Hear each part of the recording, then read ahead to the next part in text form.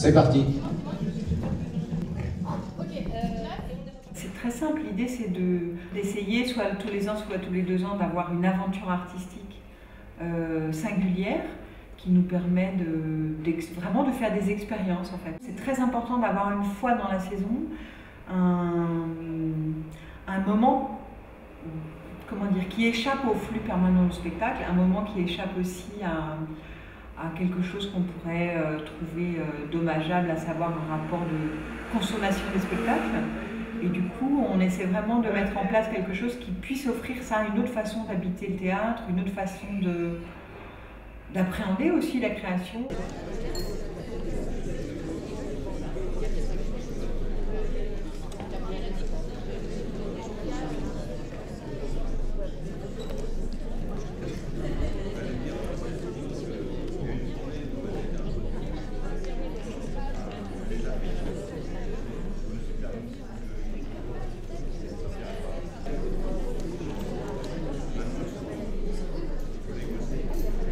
Bienvenue pour cette soirée d'inauguration de Occupation 2 par le collectif L'Avantage du Doute.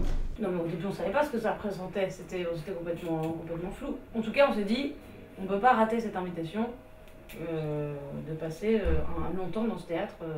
Qui est important pour nous parce qu'il est historique, on s'est rencontrés ici. Enfin, il y a quelque chose qui a fondé notre collectif à Bastille, donc quand ils nous ont proposé cette collaboration, on s'est dit... on a sauté dessus. 3 colonnes, 3 spectacles. Tout ce qui nous reste de la Révolution, c'est Simon, créé en 2008, La Légende de Bornéo, 2012, et Le Bricourt, que nous ne sommes plus en direct, 2015. 14 scènes, vous allez tirer parmi ces 14 scènes, et au fur et à mesure du tirage, nous allons disposer les scènes sur cette ligne du temps. Quand on sera arrivé par là, à peu près 1h20, 1h30, vous arrêterez de tirer des scènes. Et après, nous allons jouer ces scènes dans l'ordre de votre tirage. Simon, c'est à vous. Quelque chose qu'on n'avait jamais fait aussi. C'est ça, d'être dans un théâtre pendant un long temps, pas seulement pour une création, mais pour revenir aussi sur ce qu'on avait fait. Et moi, ce que j'aimais bien aussi, c'était l'idée qu'on aurait un autre rapport avec les gens du théâtre.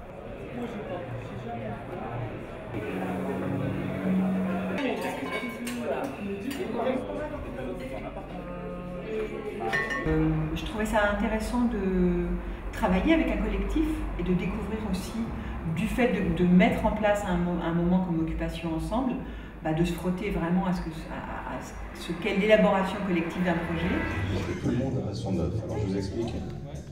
Un œuf, en fait, c'est un peu dans notre jargon à nous. C'est-à-dire poser son œuf, ça veut dire est-ce que chacun a quelque chose de fondamental qui peut exprimer dans une des scènes qu'on a tirées. Ok. Alors, bon là j'ai l'air de faire un énorme putsch et de prendre le pouvoir dans ce collectif. Pas du tout. En fait, à Éthique Télé, la chaîne de l'Avantage du Doute, le directeur de rédaction change tous les jours. Donc là c'est moi, voilà, c'est tout. Alors, bonsoir vous. Bienvenue sur Éthique Télé. Rappel des titres de la non-actualité, c'est-à-dire de ceux au sujet de quoi nous avons eu le temps, la disponibilité et l'espace de sortir de l'opinion afin de nous forger notre propre pensée. Il y avait aussi une chose assez évidente dans l'idée pour moi de les inviter, c'était que leur questionnement, ils ont un art de la question qui m'intéresse beaucoup. C'est-à-dire que c'est vraiment le socle de leur travail. Et je trouvais ça absolument nécessaire de se dire, on est dans un temps où il faut remettre la nécessité de la question, des questions, la nécessité de la complexité, la nécessité du doute, au cœur de ce qu'on a envie de défendre. Toute petite minute pour vous dire que tout ce qu'on a traversé en termes de thématique, on va dire, ce soir, on l'a un peu déplié dans 3 veillées à venir. Donc le 31 mai, le 7 juin et le 16 juin. Donc la première veillée, c'est sur l'engagement politique. La deuxième, c'est sur les écrans, notre rapport aux écrans. Et la dernière veillée, c'est sur le travail. Tout est là-dedans. Voilà. Enfin non. Par exemple, pas toujours. Ça, c'était aussi une des choses qui nous avait donné envie, c'est la proposition de théâtre, de vivre le théâtre différemment. Que le théâtre soit pas seulement le lieu de la représentation, ce qui même si c'est le cœur, pour nous c'est le plus important, mais qu'il puisse aussi, que les gens puissent aussi venir pour vivre d'autres types d'expériences, d'autres choses et tout ça. Et c'est un truc sur lequel on revient tout le temps. C'est une historienne, je crois, qui s'appelle Sophie Vanish, qui parle de ça. Elle parle de la Révolution française, elle a étudié tout ça, et elle dit que s'il y a pu y avoir une révolution, c'est parce qu'il y avait des places de village où, à la mesure humaine, quoi, où les gens pouvaient écrire ensemble sur un cahier leurs doléances. Et nous, la proposition du théâtre, j'ai l'impression déjà allait dans ce sens, et du coup, ça a correspondu avec un souci qu'on a de faire du théâtre un lieu du politique. Donc par la représentation, et les débats qu'il y a toujours après et tout, mais aussi par d'autres sortes de propositions comme les veillées. Voilà. J'ai envie que ça soit des gens qui partagent leur expérience à hauteur d'homme par rapport à ceux qui sont en face. Donc voilà, c'est pour ça qu'il y a ça nous tenait vachement à cœur. Alors Marie-Christine, donc c'est moi qui vais te présenter. Oui. Donc Marie-Christine, pour nous, elle est importante parce qu'on s'est rencontrés en 2010. On était en répétition à Dunkerque et dans toutes nos phases d'écriture, à chaque fois, on part d'un interview et on interviewe des gens qui nous inspirent. Et nous, on s'était rencontrés donc, à Dunkerque et on t'avait interviewé parce que tu venais de quitter le Pôle emploi. Tu travaillais au Pôle emploi. Moi, j'ai été toujours à l'accueil parce que c'est là qu'est notre travail, quoi. C'est le sens de notre travail, le contact. Hein? Et les collègues qui venaient nous voir, ils disaient bah, « T'es encore à l'accueil, toi ?» J'ai dit, c'est là qu'il est notre travail. Les collègues, je ne supportais pas leur conversation, parfois, je disais là. Par exemple, quand ils disaient aux gens, on avait du open space, hein, c'était la mode. Donc on mélangeait tout. Hein, on mélangeait toutes les conversations, toutes les situations et tout. J'étais contre ça. Hein.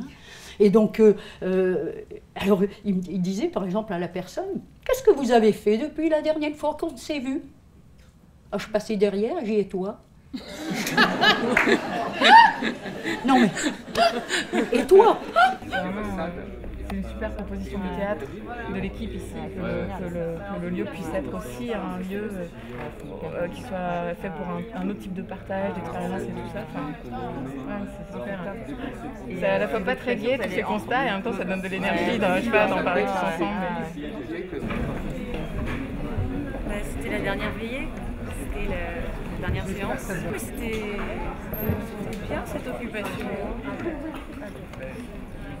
J'espère que ça va devenir la règle pour les programmations des théâtres. Plus que bien, c'est vraiment une nouvelle... Nécessaire. Ah oui.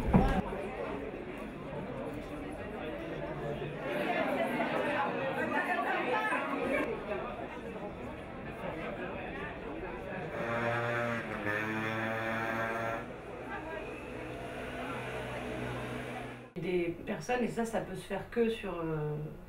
ça s'appelle occupation, mais sur en tout cas un temps comme ça, qui est que, en fait, il y a des gens qui sont venus par exemple à la Grande Traversée, au début, ils ne connaissaient pas du tout notre travail, puis ça leur a plu, donc ils se sont dit, bah tiens, je vais peut-être essayer une veillée, en plus c'est gratuit, donc ça, voilà, ça a créé cette chose-là, ils sont venus, et ils ont trouvé ça vachement intéressant, ils se sont dit, ah mais vous avez fait aussi un spectacle pour les enfants.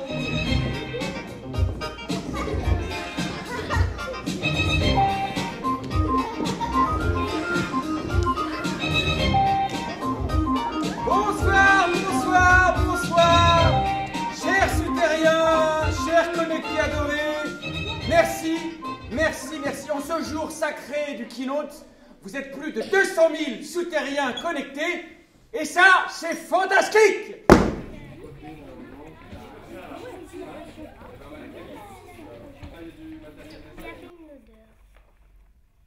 Moi, j'avais jamais joué pour des enfants, j'avais jamais fait de spectacle jeune public. Et j'avais jamais vu à Bastille des troupes d'enfants dans le hall, dans la salle et tout ça. Ce qui s'est passé avec Delphine aussi dans le hall, où elle a fait construire aux enfants, et quand il y avait des représentations de tout public, les parents aussi participaient, cette espèce d'œuvre collective qui est maintenant exposée dans la rue. Hier, il y a une spectatrice justement d'occupation qui est assez fidèle, qui m'a passé des photos qu'elle a faites, et où les enfants qui ont participé à l'œuvre collective, qui sont pour la plupart des écoles du quartier, du 11e ou du 12e, font des stops devant le théâtre avec leurs parents, soit pour rentrer parce qu'ils veulent revenir voir le spectacle, c'est quand même un super compliment, avec leurs parents, alors qu'ils l'ont déjà vu avec l'école. Enfin, pour moi, c'est le compliment. Et puis surtout, ils montrent l'œuvre collective fièrement. Enfin, c'est chouette aussi que par rapport à tout ce qu'on essaye toujours de faire, de la place du théâtre dans une ville et dans... Et ben, je sais pas, je trouve que il y a quelque chose qui se fait, quoi, qui se passe vraiment. C'est tout petit, c'est pas des milliards de gens, c'est pas le foot, mais quand même, les enfants du quartier passent pas devant le théâtre sans savoir ce que c'est, et ce qui s'y passe, et